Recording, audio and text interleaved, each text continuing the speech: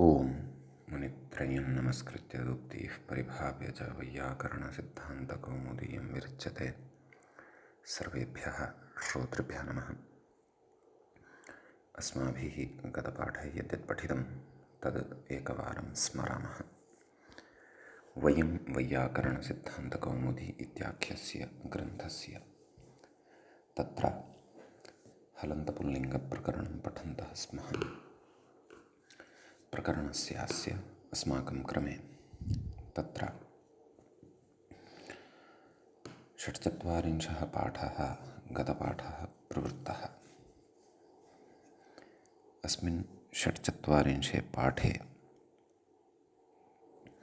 तत्र सर्वादौ वयं सूत्रं पठितवन्तः एकवचनस्य च। यद्यपि विगतपाठे एव अस्य सूत्रस्य आरम्भः कृतः, तथापि तत्र गतपाठे अत्र यः विचारः नाम अस्य सूत्रस्य यानि उदाहरणानि आसन् तानि अस्माभिः साधितानि। आभ्यां पञ्चमी एकवचनस्य अत् स्यात् इति सूत्रार्थः दृष्टः आसीत्। त्वत् मत् इति उदाहरणद्वयं तत्र साधितं युष्मदस्मदोः शब्दयोः पञ्चमी विभक्तेः एकवचने। ततः नसेश्च इति सुवचं नाम लाघवेनापि इदं सूत्रं वक्तुं शक्यते इति तत्र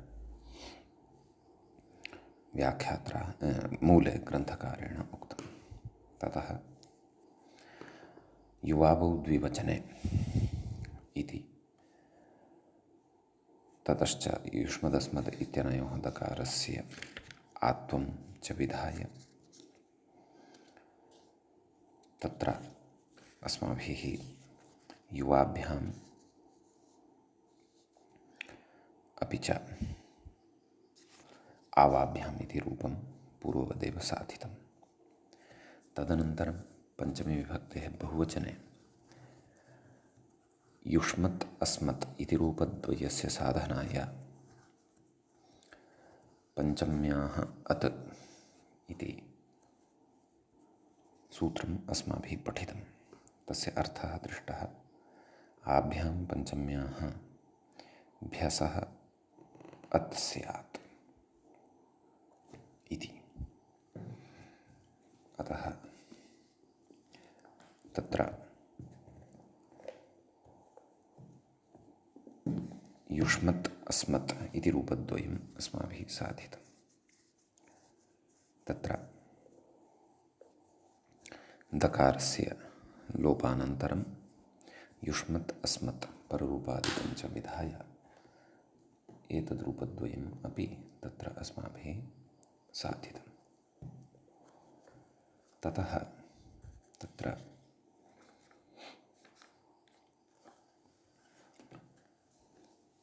अग्रे तवममौ ङसि इति सूत्रम् अस्माभिः पठितं।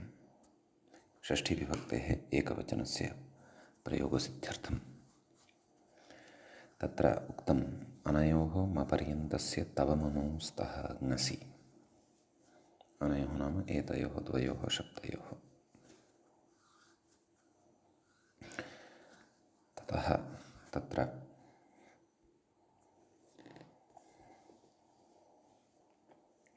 तत्रैव युष्मदस्मद्भ्यां ङसोश् इति सूत्रं पठितम्।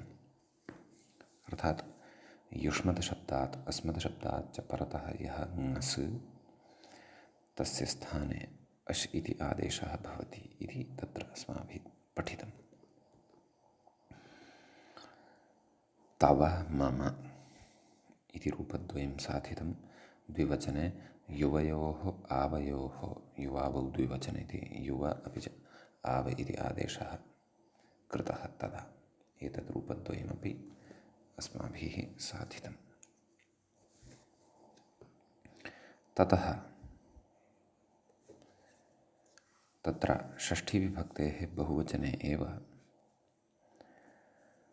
विशेषः कश्चन पठितः बहुवचने अपि कश्चन विशेषः पठितः, स च विशेषः साम आकम् इति सूत्रम् इति सूत्रत्वेन अस्माभिः पठितः।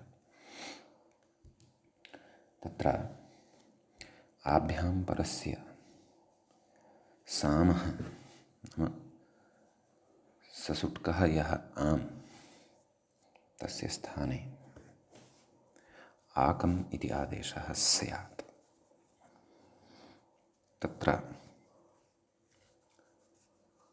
भावी अपि सुट् अत्र न प्रवर्तेत, तस्यापि निवृत्तिः यथा स्यात्, तदर्थं ससुट्कस्य निर्देशः कृतः वर्तते।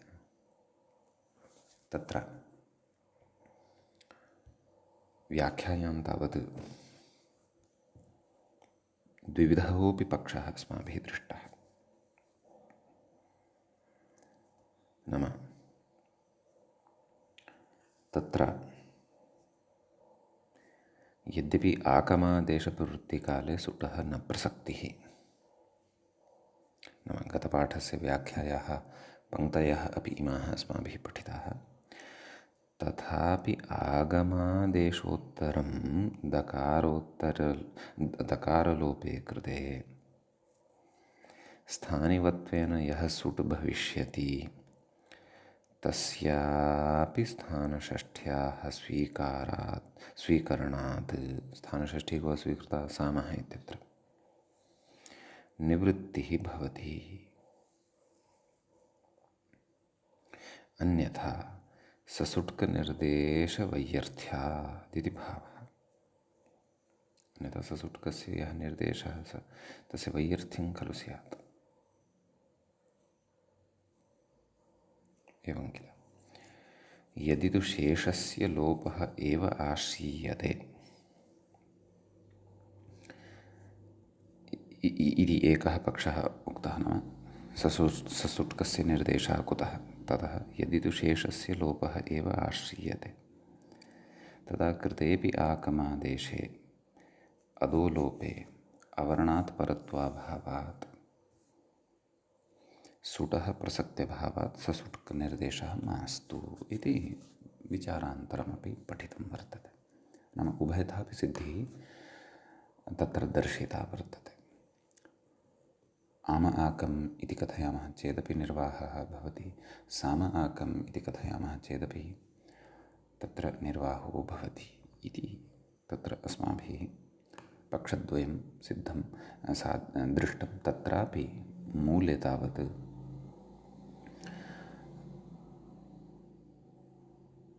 एकः एव विषयः उक्तः वर्तते, भाविनः सुटः निवृत्त्यर्थं ससुट्कनिर्देशः। अपरः पक्षः मूले नोक्तः, सः पक्षः व्याख्यात्रा उपस्थापितः वर्तते। उद्ग्रन्थेषु पक्षान्तरत्वेन कदाचित् उक्तः स्यात् भाष्यादिषु, तदर्थं विशेषस्तु तत्रैव द्रष्टव्यः।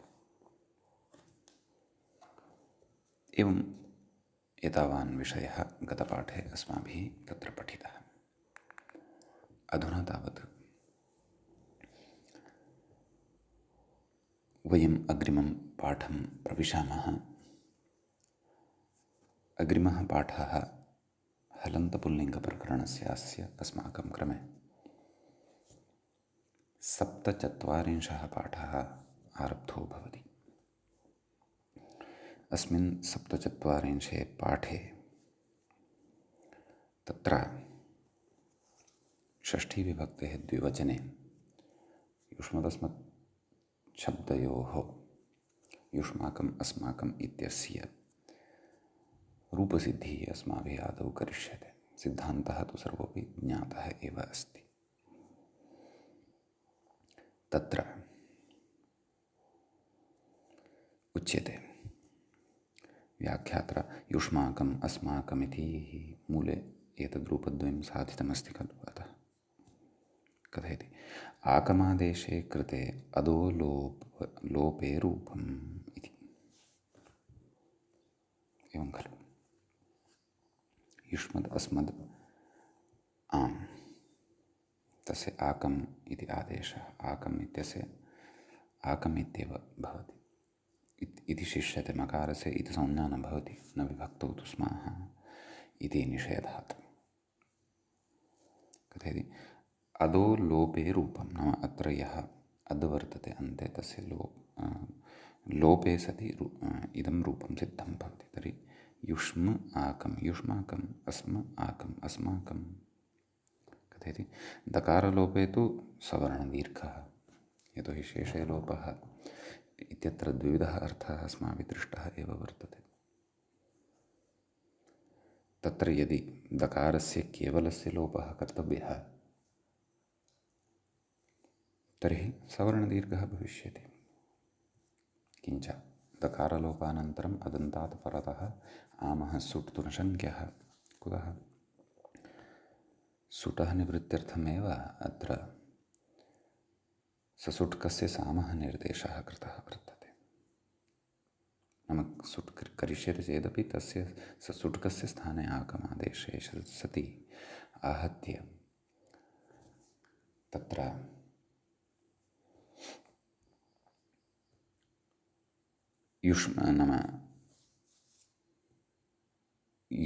युष्माकम् अस्माकम् इत्येव रूपं लप्स्यते इति भावः। अग्रे गच्छति एतदर्थमेव दीर्घोच्चारणं, नाम सवर्णदीर्घः अत्र भवतु इत्येतदर्थम् आकम् इत्यस्मिन् आदेशे आ इति दीर्घत्वेन पठितः। अन्यथा पररूपापत्तेः, अन्यथा तत्र पररूपं स्यात्, युष्मकम् अस्मकम् इति अनिष्टता स्यात्। साम अकम् इति यदि कथयेत् तर्हि अनिष्टं रूपं नूनमेव लभ्यते। ततः न च अकारोच्चारणसामर्थ्यादेव पररूपनिरासः इति वाच्यं। नाम तत्र यदि साम अकम् इत्येव कथयति लाघवेन तर्हि अकारोच्चारणसामर्थ्यात् एव तत्र पररूपं न स्यात्। यतोहि युष्मकम् अस्मकम् इत्येव यदि अपेक्षितं तर्हि तत्र सामकम् इत्येव पठेत्।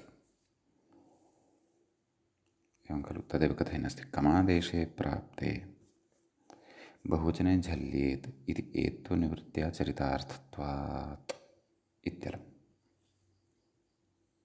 एवं खलु? न सामकम् इत्येव यदि पठेत् तर्हि कमादेशे प्राप्ते बहुवचने झल्येत्, नाम कमादेशः यदि स्यात् तर्हि बहुवचने झल्येत् इत्यनेन एत्वमपि स्यात्। युष्मेकम् अस्मेकम् इति अनिष्टरूपद्वयं लभ्येत। अतः कमादेशे सति तु एत्वं स्यात्, तस्यापि निवृत्तिः भवतु। एतदर्थं तत्र ह्रस्वः नाम तत्र आकम् इति दीर्घयुक्तः एव आदेशः पठनीयः, येन सर्वविधा अपि व्यवस्था अत्र स्थिता भवेत्। समीचीनम् इति कश्चन विशेषः तत्र अस्माभिः दृष्टः।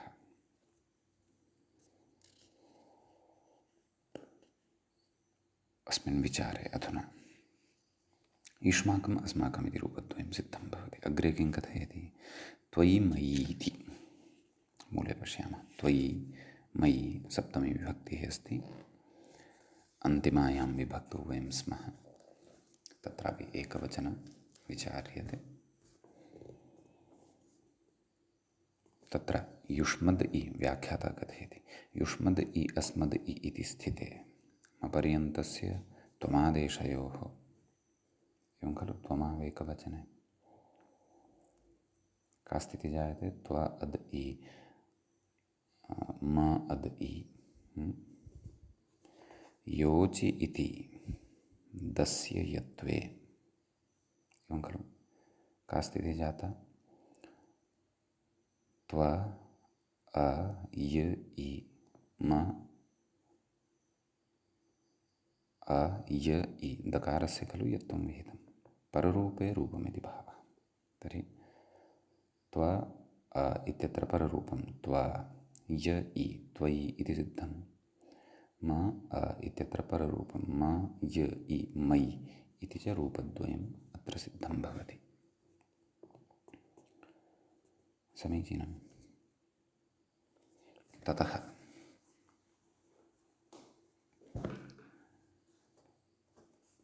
द्विवचने कथयति युवयोः आवयोः मूले उक्तवान् खलु युवयोः आवयोः कथयति प्राग्वत् नाम इदं प्राग्वत् पूर्वदेव एतद्रूपद्वयं साधनीयम्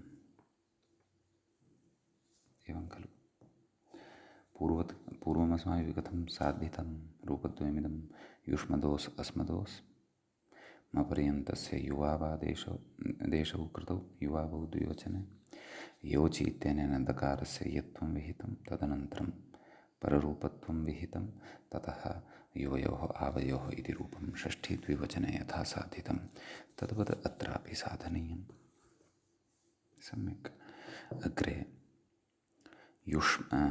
रूपं वर्तते अस्मासु युष्मासु अस्मासु इति। तत्र कथयति युष्मदस्मदोरनादेशे इति दकारस्य आत्वे युष्मद् अस्मद् इत्यत्र यः दकारः अन्ते वर्तते तस्य स्थाने आत्वं विधीयते। युष्म आ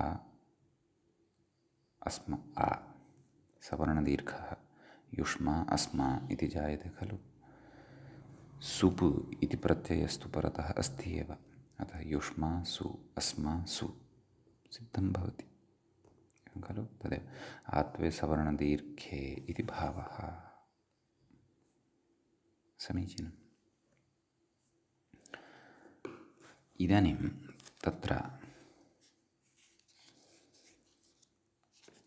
एतावता युष्मत् शब्दः यः वर्तते तस्य अपि च अस्मत् शब्दः यः वर्तते तस्य विषये काचित् विशिष्टा व्यवस्था अग्रे उच्यमाना वर्तते, क्रमशः वक्ष्यते। तत्र सूत्रद्वये अस्माभिः अवधानं कर्तव्यं सद्यः। अन्यानि सूत्राणि सन्ति तत्रापि अवधानं कर्तव्यमेव, परन्तु विशेषेण सूत्रद्वयं तत् किं नाम त्वमावेकवचने इति युवावौ द्विवचने इति च। अस्माभिः त्वमावेकवचने इत्यस्य अर्थः कः दृष्टः? यदा युवां नैव सत्यं यदा त्वां मां युवाम् इति न त्वां माम् इति रूपद्वयं यदा साधितं तत्र अर्थः दृष्टः। एकस्य उक्तौ युष्मदस्मदोः मपर्यन्तस्य त्वमौ स्तः विभक्तौ एवं खलु। एवमेव तत्र युवावौ द्विवचने इत्यस्य सूत्रस्य कः अर्थः दृष्टः? द्वयोः उक्तौ युष्मदस्मदोः मपर्यन्तस्य युवावौ स्तः विभक्तौ इति च तस्य अर्थः दृष्टः। किञ्च सूत्रद्वयमपि अष्टाध्याय्यां क्वास्ति इति चेत् सप्तमाध्यायस्य द्वितीयपादस्य युवावौ द्विवचने इति 92तमं सूत्रं भवति। समीचीनं। तत्रैव किञ्चिदग्रे गच्छामः, त्रिचतुराणि सूत्राणि उल्लङ्घ्य तर्हि त्वमावेकवचने इति सूत्रं भवति एवं खलु। तर्हि तत्र उक्तं कौमुद्यामपि वस्तुतः इदं सूत्रं युवावौ द्विवचने इति पूर्वं पठितं वर्तते, यतोहि प्रक्रियानुरोधेन युवाम् आवाम् इति प्रथमतया रूपद्वयम् उपस्थितं भवति युष्मदस्मदशब्दयोः। त्वां माम् इति तु द्वितीया विभक्तेः विषयः, अतः सः तयोः उपस्थितिः पश्चात् भवति। तत्र अवधानं कर्तव्यं। युवावौ द्विवचने इत्यत्र सूत्रार्थः उक्तः आसीत् द्वयोः उक्तौ इत्यादि प्रकारेण। त्वमावेकवचने इत्यत्र एकस्य उक्तौ एवं रीत्या सूत्रार्थः कृतः आसीत्। तत्र एषा शङ्का अपि उद्भाविता, एकवचनं न किमस्ति, युवावौ द्विवचने, द्विवचने इत्यनेन द्विवचनसंज्ञकः प्रत्ययः कुतः न गृह्यते। औ औट् भ्यां भ्यां भ्याम् ओस् ओस्। यद्यपि तादृशे प्रत्यये परतः एव अस्माभिः तत्र युवावौ आदेशौ कृतौ। युवाम् आवाम् इति द्विवचने एव खलु एतौ आदेशौ कृतौ। नाम तत्र युष्मद्शब्दात् औ अस्मद्शब्दात् च औ परतः भवति, तस्य औ इत्यस्य स्थाने अस्माभिः अम् इति आदेशं विधाय युवाम् आवाम् इति रूपद्वयं साधितं। नाम युवादेशः आवादेशश्च तत्र प्रायशः द्विवचने अस्माभिः दृष्टः एवं खलु। तत्र युवयोः आवयोः इति वा भवेत्, आवाभ्यां युवाभ्याम् आवाभ्याम् इति वा भवेत् द्विवचने, युवाम् आवाम् इति वा भवेत् द्विवचने। अर्थात् औ प्रत्यय परतः, भ्यामि परतः, ओसि च परतः एवं खलु। तथापि तत्र द्विवचने इत्यनेन द्विवचनसंज्ञके प्रत्यये परतः द्वयोः उक्तौ इति सूत्रार्थकरणे किं स्वारस्यमस्ति। अपि च तत्र पश्यन्तु, युवावौ द्विवचने इत्यत्र तत्र उक्तमपि किं मूले पश्यन्तु, तत्र न व्याख्यां तत्र पश्यन्तु, तत्र उक्तिः वचनं, द्वयोः वचनं द्विवचनं, तत्र समर्थयोः इत्यर्थः, द्वित्वविशिष्टवाचिनोः इति यावत्। नाम तत्र द्वित्वविशिष्टवाचकत्वं यदा अस्मत्शब्दस्य युष्मत्शब्दस्य च भवति तदा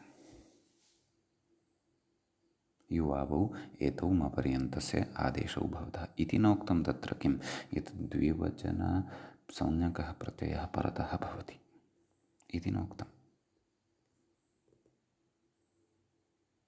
एवं खलु। तत्र किञ्चित् व्याख्यात्र उक्तमपि अग्रे, न तु द्विवचनसंज्ञके प्रत्ययपरे इत्यर्थः। कुतः? वचनग्रहणसामर्थ्यात्। अन्यथा द्वित्वे इत्येव ब्रूयात्। अष्टन आविभक्तौ इत्यतः विभक्तौ इत्यनुवृत्तौ सत्यां द्वित्वे या विभक्तिः तस्यां परतः एवं रीत्या अर्थः लप्स्यते एव। एवं खलु। अपि च तत्रैव उक्तवान् अग्रे, द्वयोः उक्तौ इति आश्रयणस्य फलं, नाम एवं रीत्या अत्र अर्थः यः उक्तः तत्र पुनः अवधानं कुर्वन्तु।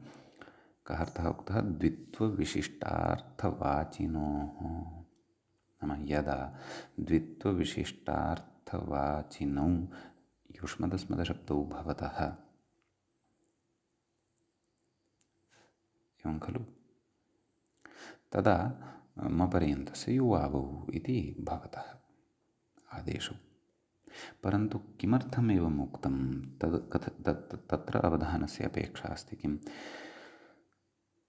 तादृश अर्थकरणस्य, नाम द्वयोः उक्तौ, नाम द्विवचनप्रत्ययः परतः भवतु इति न, परन्तु एतौ यदा द्वित्वविशिष्टवाचिनौ भवतः, कौ युष्मदस्मदौ अथवा द्वित्वविशिष्टवाचित्वेन यदा एतौ विवक्षितौ भवतः तदा युवावौ आदेशौ भवतः। समीचीनम्। तत्र उक्तं स्पष्टमेव, किं तत्फलं मूले एव स्पष्टीभविष्यति, नाम अग्रे एव वयं तस्य फलं स्पष्टीकरिष्यामः इति इत्युक्तम्। तर्हि तस्य फलं नाम तादृश अर्थकरणस्य किं प्रयोजनम् इत्येतस्य विषयस्य स्पष्टता अधुना भविष्यति। समीचीनम्। अतः इदानीम् अस्माभिः अग्रे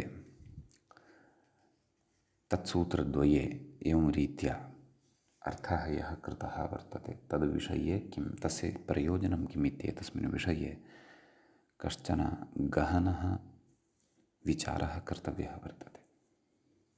अतः सर्वादौ तु युष्मदस्मदशब्दयोः या रूपसिद्धिः सिद्धान्तपूर्वकतया अस्माभिः कृता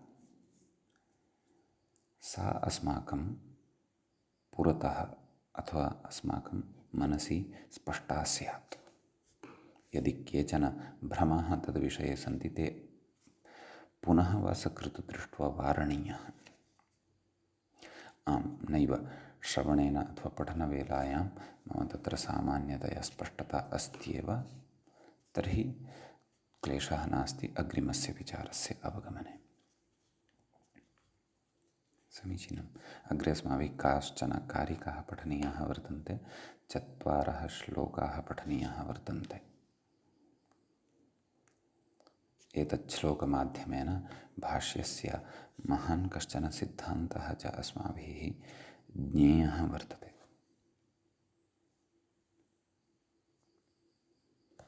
एवं खलु। अतः अत्र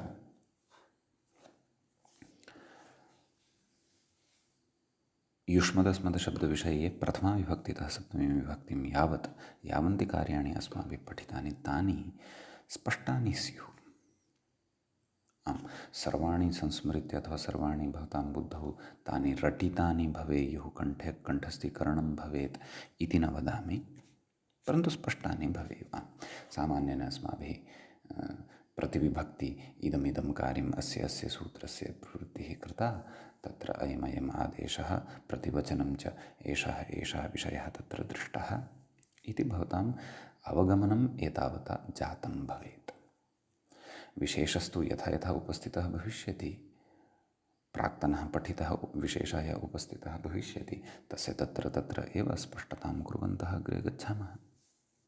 क्वचित् यदि पठनवेलायां विस्मरणं भवति तर्हि युष्मदस्मदोः विषये पुनः आम् तत्र किमुक्तं तत् पठित्वा अत्रत्यं वचनम् अवगच्छामः।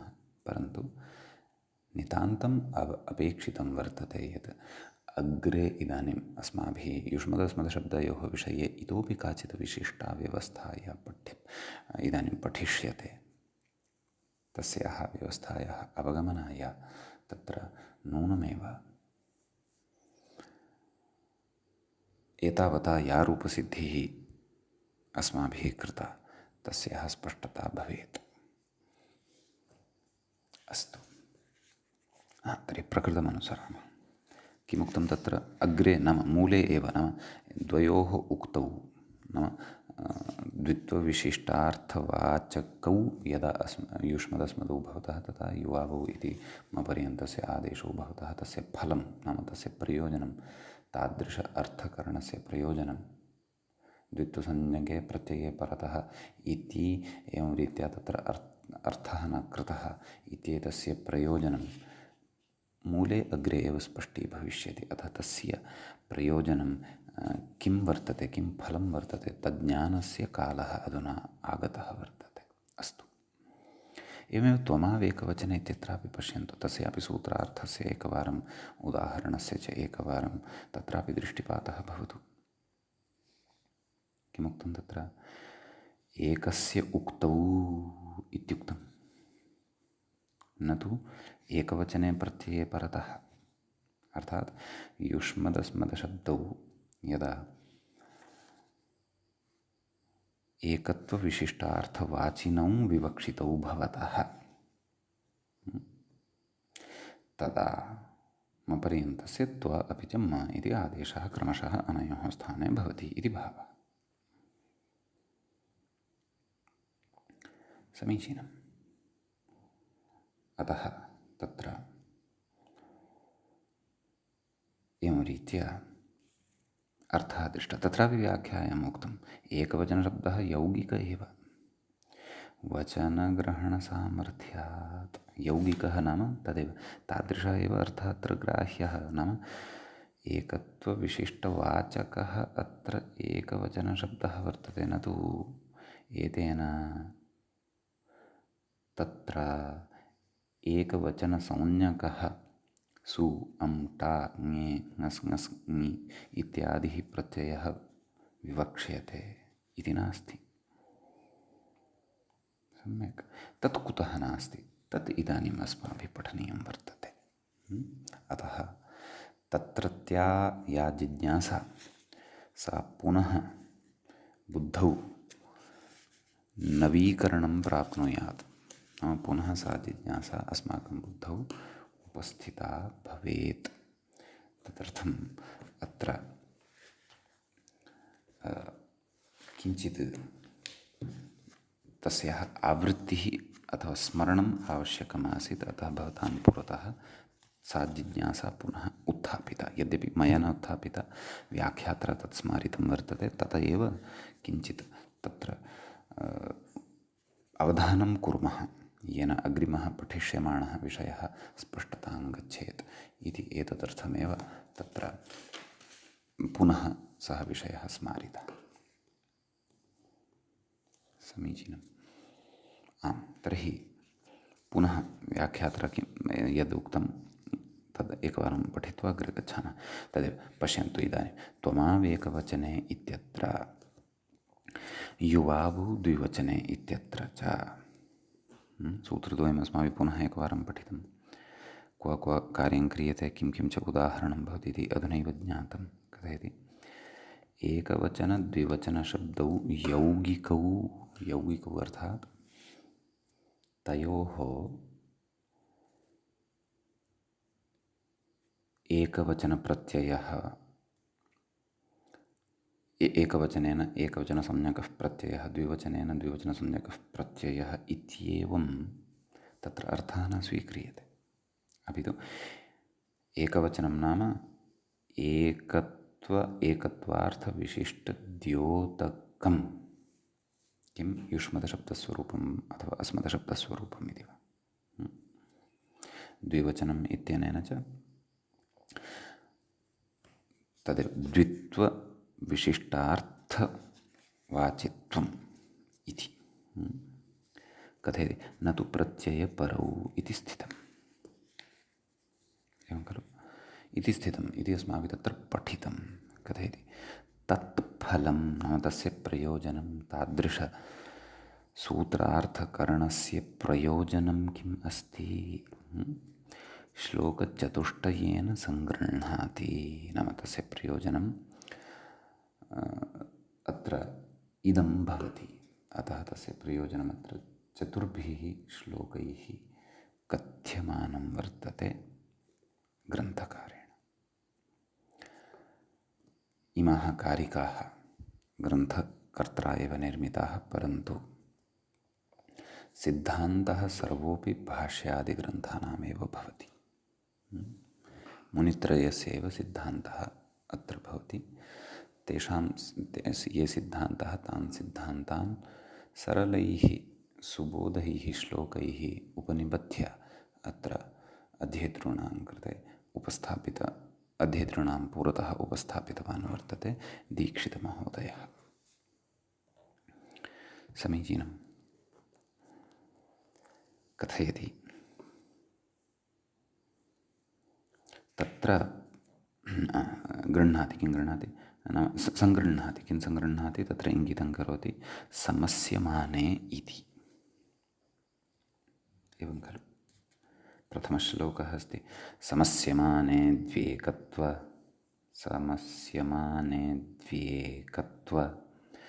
वाचिनि युष्मदस्मदी अनुष्ठुप्छन्दसि वर्तते। यद्यपि द्व्येकत्व इति मया छन्दसः मर्यादया विभज्य उक्तं, यद्यपि द्व्येकत्ववाचिनी इति एकमेव पदं वर्तते। अग्रे कथयति समासार्थोऽन्यसङ्ख्यश्चेत् एतावत् पर्यन्तं तृतीयः पादः भवति। स्तो युवावौ त्वमावपि इति चतुर्थः च पादः। इदानीम् अत्र अस्य श्लोकस्य पदविभागः कर्तव्यः आदौ, तदनन्तरम् अन्वयमुखेन अस्य अवगमनं कर्तव्यम्। समस्यमाने सप्तम्यन्तं भवति, द्व्येकत्ववाचिनी प्रथमाविभक्तेः द्विवचनं नैव, समस्यमाने इति सप्तम्यन्तं नास्ति, प्रथमाविभक्तेः द्विवचनान्तमेव अस्ति। द्व्येकत्ववाचिनी इत्यपि प्रथमाविभक्तेः द्विवचनान्तं वर्तते। द्व्येकत्ववाचि, द्व्येकत्ववाचिनी, द्व्येकत्ववाचीनि, एवं रीत्या द्व्येकत्ववाचिन् इति नकारान्तस्य नपुंसकलिङ्गे प्रथमाविभक्तेः द्विवचने इदं रूपं भवति। युष्मदस्मदी इदमपि प्रथमाविभक्तेः द्विवचनान्तं भवति। समासार्थः प्रथमान्तं पदं भवति एकवचने, अन्यसङ्ख्यः इत्यपि प्रथमान्तं भवति एकवचने, चेत् इति अव्ययं भवति, स्तः इति क्रियापदं वर्तते, अस् धातोः लटि प्रथमपुरुषस्य द्विवचने भवति, युवावौ इति प्रथमाद्विवचनान्तं भवति, त्वमावपि, त्वमौ इत्यपि प्रथमाविभक्तेः द्विवचनान्तं भवति, अपि इति अव्ययं भवति। समीचीनं। ततः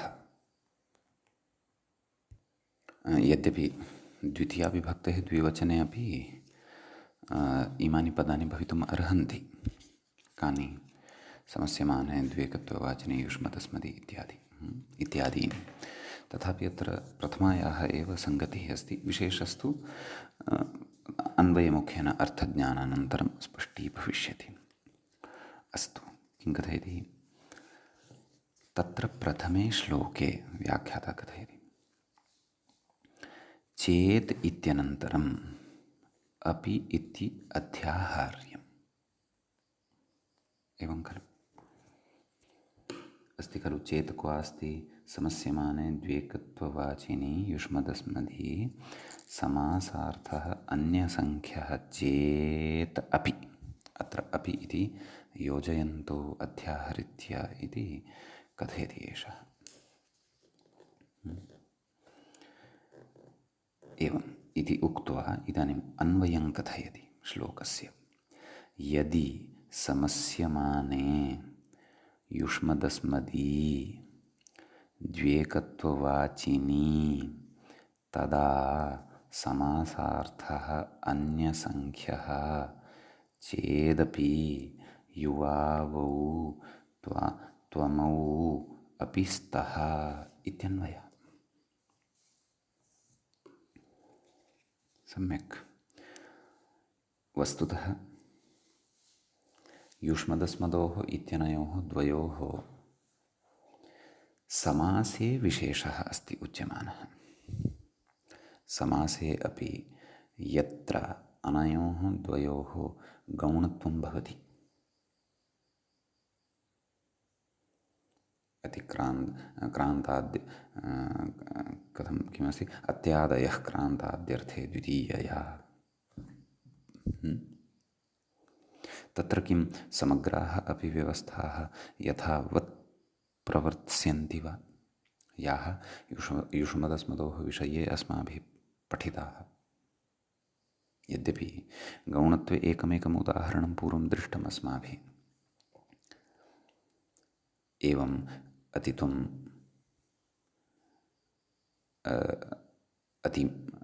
अतित्वम् अत्यहम् एवं गौणत्वेपि भवति, तदन्ते अपि भवति। एवं परमत्वं, परमाहम्, एवं रीत्या तत्र तत्र व्याख्याता वदन्नेव आगतः, परन्तु पूर्णतया तत्र सर्वोपि विशेषः नोक्तः। व्याख्याता न ग्रन्थकारः एवं वदन्नेव आगतः। परन्तु पूर्णतया समग्रोऽपि यावान् विशेषः तत्र सम्भवति, नाम सर्वाणि रूपाणि सर्वेषु रूपेषु किं भवति इति न तत्र उक्तम्। अतः समासार्थे विशिष्टायाः व्यवस्थायाः कथनाय तत्र त्वमावेकवचने युवावौ द्विवचने इत्यत्र नाम एकवचने इति शब्दः द्विवचने इति च शब्दः यः वर्तते सः प्रत्ययपरः नास्ति, परन्तु क्रमशः द्व्येकत्ववाची वर्तते। तस्य इदं फलं भवति। एवं खलु? तर्हि पुनः अवधानेन पश्यन्तु। यदि समस्यमाने युष्मदस्मदी अर्थात् युष्मच्छब्दः अस्मच्छब्दः च यः वर्तते तयोः समासः क्रियमाणः वर्तते यदि क्वचित्, नाम समासे अनयोः प्रयोगः क्रियमाणः वर्तते। कथं कीदृशः प्रयोगः इति तु अग्रे द्रक्ष्यते। काचित् चर्चा अत्रापि करिष्यते। उदाहरणानि च यानि अत्र सम्भवन्ति तानि अग्रे द्रक्ष्यन्ते। कथयति द्व्येकत्ववाचिनी नाम द्वित्ववाचकत्वम् एकत्ववाचकत्वं च एतेषां भवति यदा कथयति तदा पश्यन्तु। यदि समस्यमाने युष्मदस्मिन् द्व्येकत्ववाचिनि द्व्येकत्ववाचित्वेन अस्माभिः विवक्षिते भवतः एते द्वे शब्दस्वरूपे के युष्मदस्मदी इति कथयति। तदा समासार्थः समासस्य यः अर्थः युष्मदस्मदोः यः अर्थः अस्ति स एव समस्तपदस्यापि अर्थः भवति इति तु नास्ति खलु मानव। कश्चन भिन्नः अर्थः भवत्येव। कदाचित् भवति अपि यथा परमत्वं परमाहम् अत्र युष्मद्शब्दस्यापि अर्थः परिगण्यते, क्वचित् नापि परिगण्यते। यत्र अस्य गौणत्वं भवति तत्पुरुषो वा बहुव्रीहिः वा इत्याद्येवं स्थलेषु एवं खलु कथयति। तदा समासार्थः अन्यसङ्ख्यश्चेदपि अर्थात् अत्र अवधानं कुर्वन्तु। युष्मदस्मदी नाम युष्मच्छब्दः अस्मच्छब्दः तु वर्तते द्व्येकत्ववाचकः, द्वित्ववाचकः, एकत्ववाचकः। क्व तस्य समासस्य विग्रहवेलायां परन्तु समासस्य यः अर्थः वर्तते सः समासस्य अर्थस्तु अन्यसङ्ख्या एव वर्तते। नाम बहुत्ववाचकः अपि स्यात् सः तु अर्थः, एकत्ववाचकः अपि स्यात्, द्वित्ववाचकः अपि स्यात्, कदाचित् बहुत्ववाचकोऽपि स्यात्। कस्य अर्थः? समासस्य अर्थः। परन्तु एतयोः तु तत्र द्व्येकत्ववाचित्वम् एव वर्तते विग्रहे। एतावता द्व्येकत्ववाचित्वे एव च उदाहरणानि अपि दृष्टानि अस्माभिः। युवावौ द्विवचने इत्यत्र, त्वमावेकवचने इत्यत्र च एवं खलु। युवाम् आवां त्वां मां सम्यक् कथयति। चेदपि युवावौ त्वमावौ स्तः चेदपि युवावौ त्वमावौ भवतः इति यदि समासः अन्यार्थवाची वर्तते, द्वित्वविरुद्धवाचकः वर्तते, एकत्वविरुद्धवाचकः वर्तते। द्वित्वविरुद्धवाचकत्वं किम्? एकत्वं बहुवचनं च। एकत्वविरुद्धवाचकत्वं किम्? द्विवचनं बहुवचनत्वं च। एवं खलु।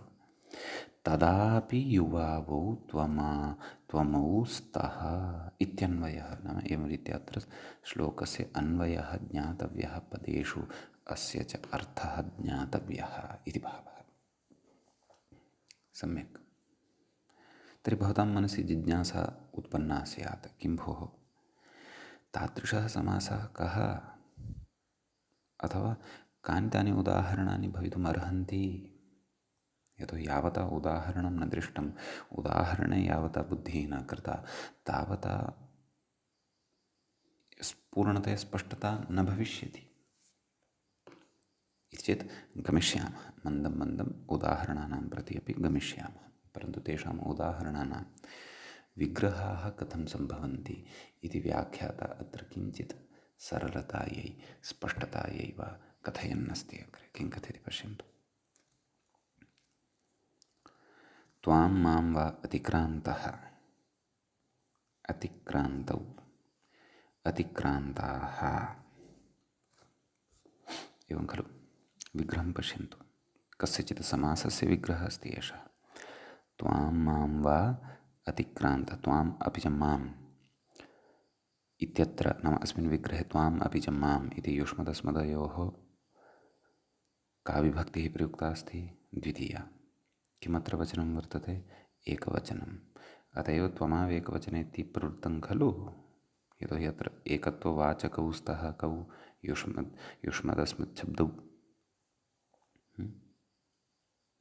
परन्तु समासार्थः कः वर्तते? अतिक्रान्तः अतिक्रान्तौ अतिक्रान्ताः।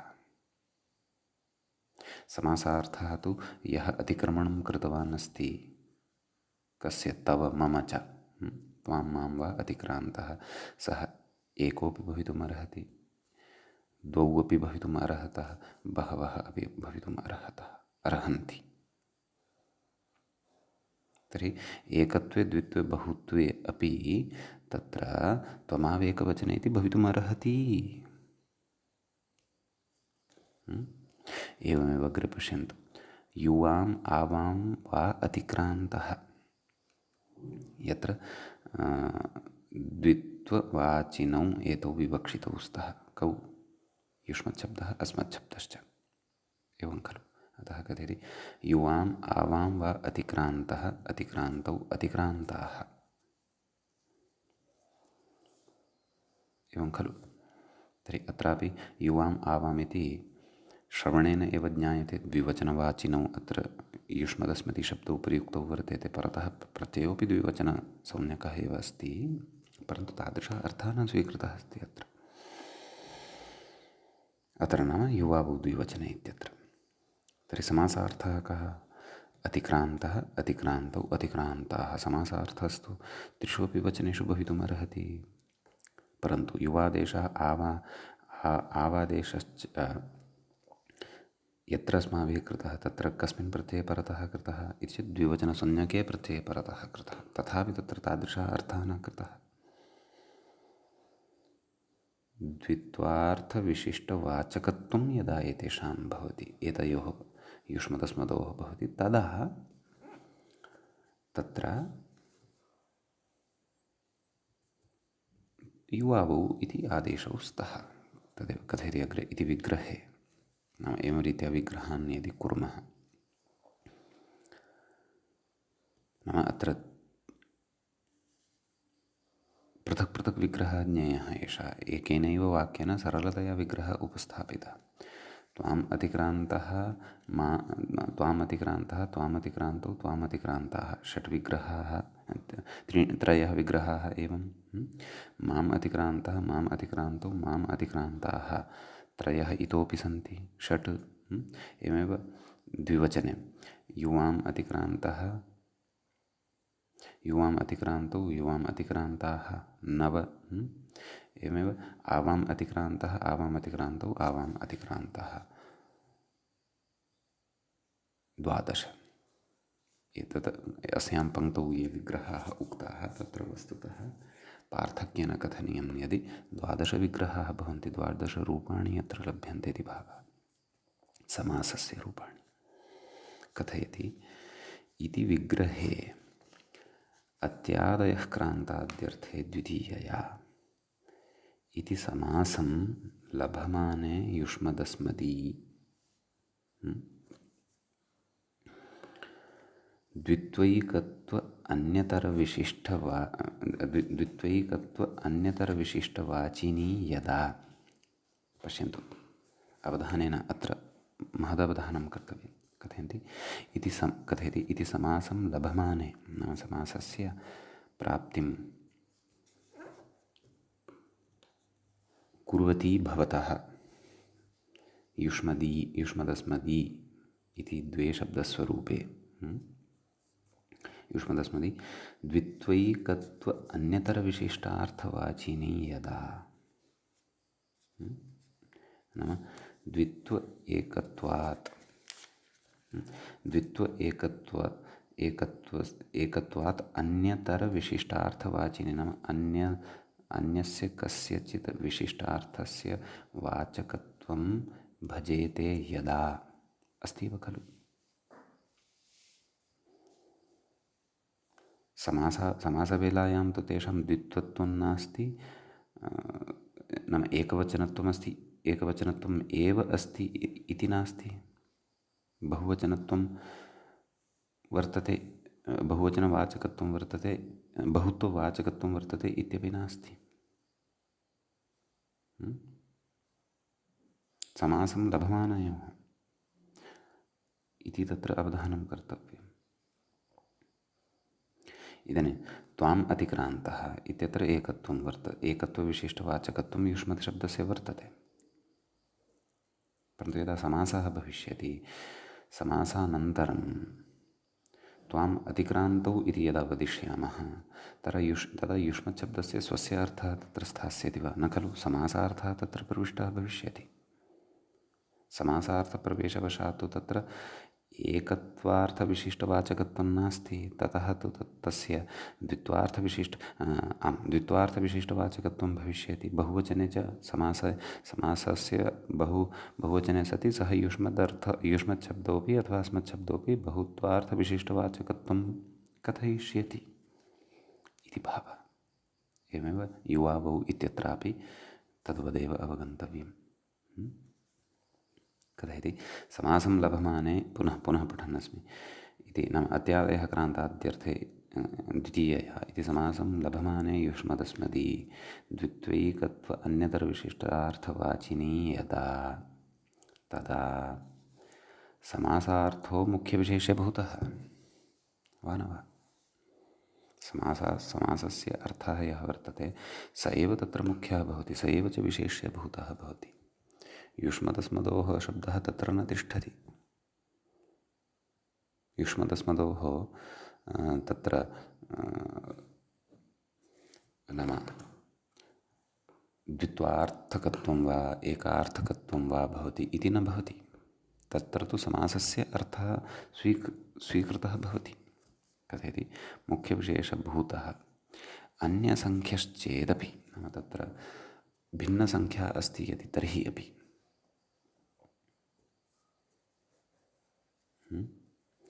युष्मदस्मदर्थगतसङ्ख्यापेक्षया नाम विग्रहवेलायां युष्मच्छब्दस्य या संख्या आसीत् अस्मच्छब्दस्य च या संख्या आसीत्,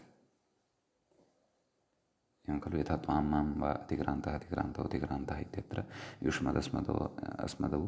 युष्मदस्मदी इत्येतौ शब्दौ तत्र एकार्थविशिष्टवाचिनौ स्तः।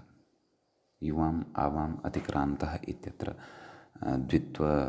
द्वित्वार्थविशिष्टवाचिनौ स्तः उभौ शब्दौ। तत्र कथयति युष्मदस्मदर्थगतसङ्ख्यापेक्षया अन्यसङ्ख्याकश्चेदपि कः समासार्थः। कथयति युष्मदस्मदर्थगतद्वित्वे युवावौ तदर्थगत एकत्वे त्वमौ च द्विवचनैकवचनप्रत्ययपरत्वाभावे अपि भवतः। नाम यदा द्विवचनसंज्ञकः प्रत्ययः परतः नास्ति, एकवचनसंज्ञकः प्रत्ययः परतः नास्ति क्रमशः, यतोहि तत्र युवावौ द्विवचने इत्यत्र एतावता अस्माभिः द्विवचनसंज्ञके प्रत्यये परतः एव तत्र युवावौ आदेशौ पठितौ। त्वां वा युवां वा आवां वा, युवाभ्यां वा आवाभ्यां वा, युवयोः वा आवयोः वा इत्येतेषु द्विवचनेषु, परन्तु तत्र तथापि सः अर्थः न स्वीकृतः वर्तते। यौगिकत्वं नास्ति तत्र, नाम प्रत्यय द्विवचनसंज्ञकः प्रत्ययः एव परतः न।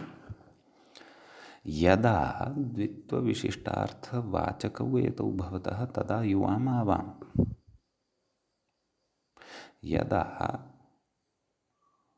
एकत्वविशिष्टार्थवाचकौ एतौ भवतः तदा त्वमावेकवचने इत्यनेन। एवं खलु तादृश अर्थकारणसामर्थ्यादेव यदा समासे अनयोः प्रयोगः भवति एतादृशविग्रहवेलायां तदा द्वित्वविरुद्धसङ्ख्या अथवा एकत्वविरुद्धसङ्ख्या पन्नः प्रत्ययः परतः वर्तते अथवा नाम समासार्थस्य प्रत्ययः अथवा समासार्थः तत्र द्वित्वभिन्नार्थे अथवा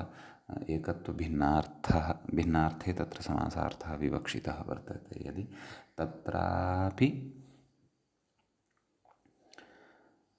युवावौ त्वमौ च स्याताम् तदर्थं तत्र तादृशः अर्थः विशिष्टः स्वीक्रियते। तदेव अत्र कथेनास्ति तदर्थगतैकत्वे त्वमौ च द्विवचनैकवचनप्रत्ययपरत्वाभावेऽपि भवतः।